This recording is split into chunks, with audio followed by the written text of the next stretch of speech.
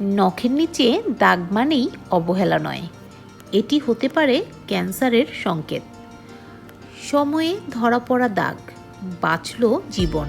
লুসির বার্তা সবার জন্য। ৩৫ বছর বয়সী ব্রিটিশ নারী লুসি থমাস একদিন হঠাৎ নিজের নখের নিচে একটি অদ্ভুত দাগ দেখতে পেলেন। প্রথমে ভেবেছিলেন হয়তো নিয়মিত অ্যাক্রিলিক নখ ব্যবহারের কারণে দাগটা হয়েছে, কিন্তু সময়ের সাথে দাগটা আরও গাঢ় হতে থাকলো। তিনি চিকিৎসকের কাছে যাওয়ার সিদ্ধান্ত নিলেন। চিকিৎসকের কাছে গিয়ে তিনি জানলেন এটি কোনো সাধারণ দাগ নয়, এটি হলো সাবাঙ্গুল মেলানোমা, নখের নিচে হওয়া এক বিরল কিন্তু মারাত্মক ত্বকের ক্যান্সার। বিজ্ঞানীরা বলছেন সাবাঙ্গুলার মেলানোমা খুবই বিরল। মেলানোমার মাত্র 0.7% থেকে 3.5% রোগীর মধ্যেই এটি দেখা যায়। সাধারণত 50 থেকে 70 বছর বয়সীদের মধ্যে পাওয়া যায়।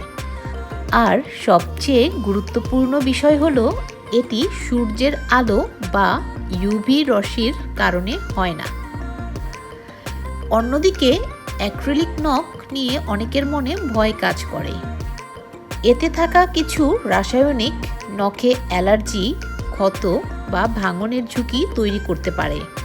তবে বৈজ্ঞানিকভাবে এখনও কোনো প্রমাণ নেই যে অ্যাক্রিলিক নখ সরাসরি ক্যান্সারের কারণ হয়।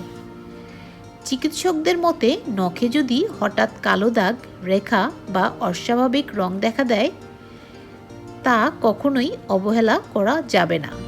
হয়তো সেটা ক্যান্সার নাও হতে পারে, তবে গুরুতর অসুখের ইঙ্গিত হতে পারে।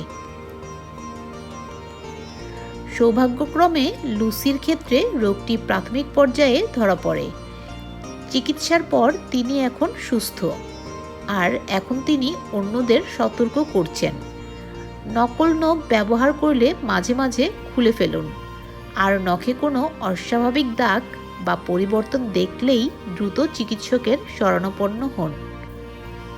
তার গল্প থেকে আমরা একটাই শিক্ষা পাই, সৌন্দর্যের চাইতে স্বাস্থ্য অনেক বেশি মূল্যবান।